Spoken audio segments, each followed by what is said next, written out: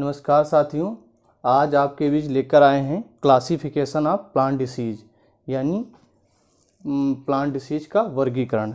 देखते हैं plant disease का वर्गीकरण कैसे किया गया है प्लांट पैथोलॉजी के हिसाब से।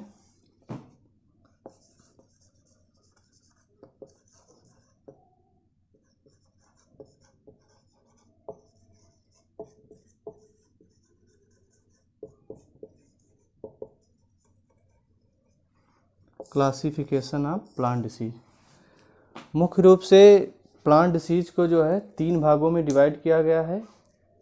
3 भाग कौन कौन से हैं? नंबर 1, ऑन द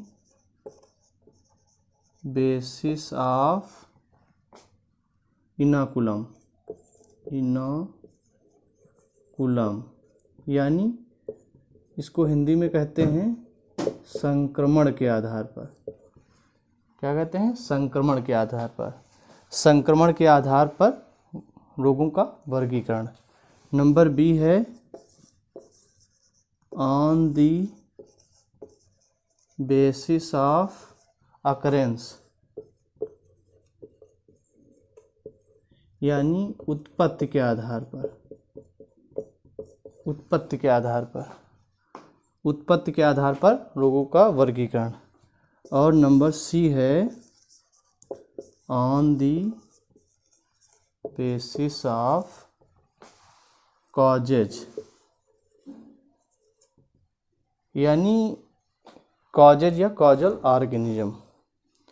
अब इसमें एक एक करके हम पढ़ते हैं। सबसे पहले on the basis of inoculum यानी संक्रमण के आधार पर रोगों को कितने भागों में डिवाइड किया गया है।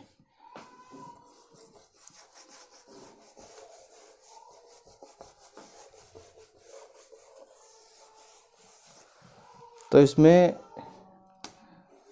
संक्रमण के आधार पर मुख्य रूप से 3 भागों में डिवाइड किया गया है। Number 1, soil born disease. Soil born disease. Number 2, दूसरा है सीड बॉर्न डिसीज।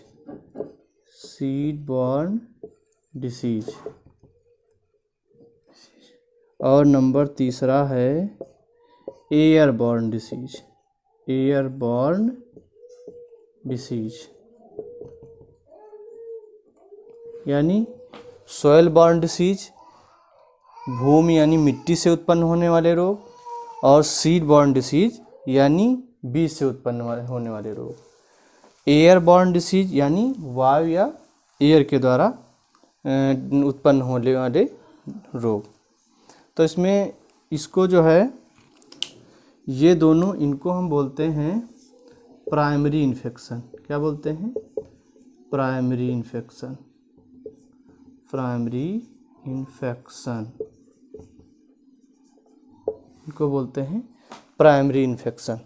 और इनको बोलते हैं सेकेंडरी। सेकेंडरी इन्फेक्शन यानी प्राथमिक संक्रमण और द्वितीयक संक्रमण। अब हम देखते हैं कि पौधों में रोग मुख्यतः जो लगता है वो 20% सोइल बॉर्न और सीड बॉर्न से होता है। किससे होता है? सोइल बॉर्न और सीड बॉर्न से। और 80% जो रोग होते हैं वो एयर बॉर्न से, यानी जब पौधे बड़े हो जाते हैं या पौधे जो फूल पत्तियां निकल आती हैं तब उनसे रोग निकलते हैं। अब दूसरा है on the basis of occurrence यानी उत्पत्ति के आधार पर। तो अगले वीडियो में हम पढ़ते हैं उत्पत्ति के आधार पर रोगों का वर्गीकरण। धन्यवाद।